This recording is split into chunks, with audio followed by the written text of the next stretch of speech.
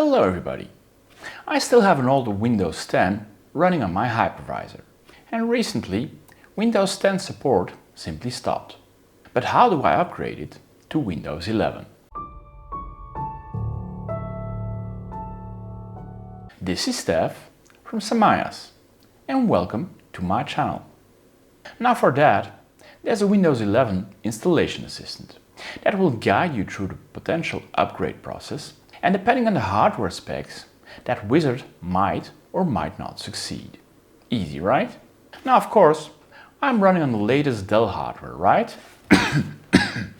Well, not exactly. This is running on a Dell R6415, which is the R640 version, but then on AMD processor, with running an EPYC 7551P, which is roughly 9 years old. Well, old, young, it's a matter of point of view. Performance-wise, this machine is still fine, but for the latest software, this might still be considered obsolete. As a hypervisor, I'm currently running Proxmox, and my Windows 10 client is currently using a QEMU CPU, but that isn't really supported anymore on Windows 11. So, let's dig in and try to tweak it. So, as you can see, when going to the control panel and then to Windows Update, the message is clear. Your version of Windows has reached the end of support. And if I do a check update, nothing really happens anymore. Now, if I surf to Microsoft.com, software downloads, Windows 11, I can download the Windows 11 install assistant. So, let's give that a shot. And after having downloaded it, I'm simply going to start it.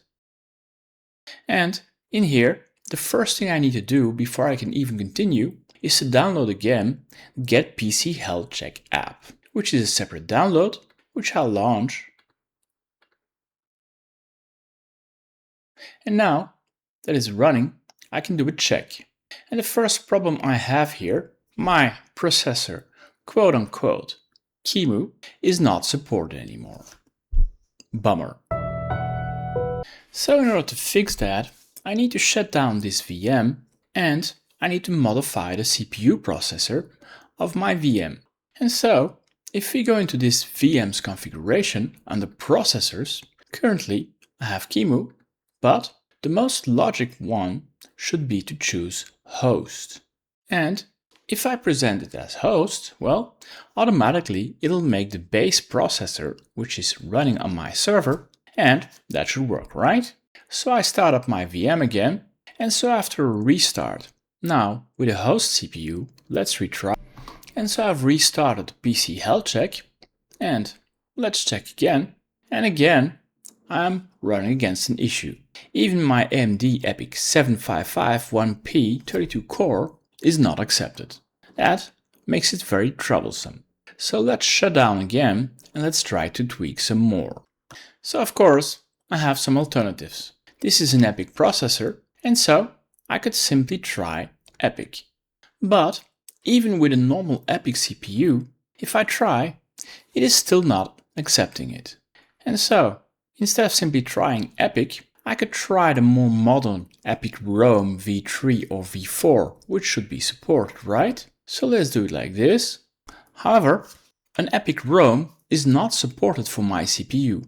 And if I now simply try QM start of this VM, well, it simply fails to start because both are not compatible, which means I'm somehow in a bind. But then how can we fool the Windows upgrade wizard so that it still accepts our CPU and installs Windows 11? Well, under etc pve virtual guest, I created a new file called cpu-models.conf, and in there I created a dummy CPU. I created a CPU model which I called Windows 11 fail. Windows 11 accepts EPYC Rome, but I don't have an EPYC Rome processor, and so I simply report EPYC Rome. Then, the second option, hidden 1, simply configures this VM so that when Windows will check, it'll fake it and it won't report back as if it's a virtual machine, but will report back as it's a physical machine. The physbits host makes the guest use host CPU physical address bit and set up fixed manual values. Potentially, that might break Windows, but in my scenario, that worked. And then finally, there's a number of flags simply to make my CPU compatible simply for starting up with the EPYC ROM. The CLWB removes the cache line write back. The UMIP removes the user mode instruction prevention. The RDP-ID removes the AMD strip B related mitigation bit. The WBNOIDVD is also removed. And then finally, it removes the AMD STIBP, which is again a mitigation bit. And without any of those flags, my VM simply was not starting up. Now, after having created this config file, I don't even need to restart my machine. And if I now go back to my processors, well, if I scroll down, I have my Win11 fake. I choose OK, and I start this VM again. And now after the next reboot, if I do a check now, well, everything is ready. And so now I can finally upgrade my Windows 10 to Windows 11. Well, the Windows 11 hardware spec requirements have been a lot more picky than those needed for Windows 10. One very important requirement was a TPM requirement, but that can still be handled in Proxmox. Simply refusing a CPU, however, feels much more devious from my point of view.